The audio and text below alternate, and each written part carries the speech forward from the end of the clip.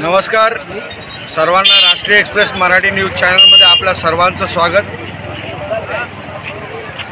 खरं म्हणजे पावसाला आता वेळापत्रक नाही आणि कॅलेंडरवर आणि कालनिर्णय जे वर्षाचं कालनिर्णय असतं त्याच्यामध्ये जर आपण बघितलं तर आता विजयादशमीच्या उंबरठ्यावर आपण येऊन पोचलो तरी यावर्षी अतिवृष्टी आणि पाऊस आपली पाठ सोडणार।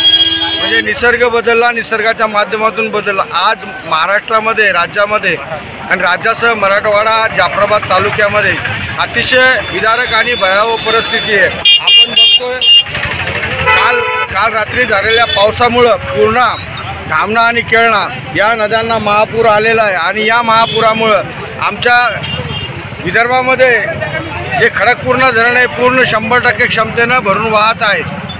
माझे या चॅनलच्या माध्यमातून आपल्या सगळ्यांना एक विनंती आहे की सर्व नदीकाठच्या शेतकऱ्यांनी आणि नागरिकांनी सतर्क राहावं, एकमेकांना या काळामध्ये मदत करावी आणि शासनाने सुद्धा झालेल्या नुकसानीचे पंचनामे करून सर्व जनतेला न्याय द्यावा।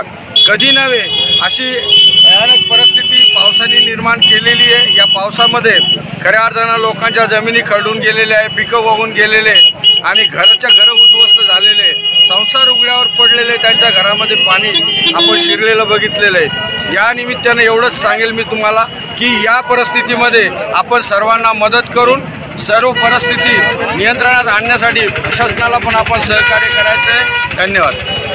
आज जाफराबाद तालुक्यातील सर्व नद्याला महापूर आलेला आहे। सर्व शेतकऱ्यांचे अंततः मोठे नुकसान झालेले आहे। तरी सर्व नदीकाठच्या शेतकऱ्यांनी आपलं सर्व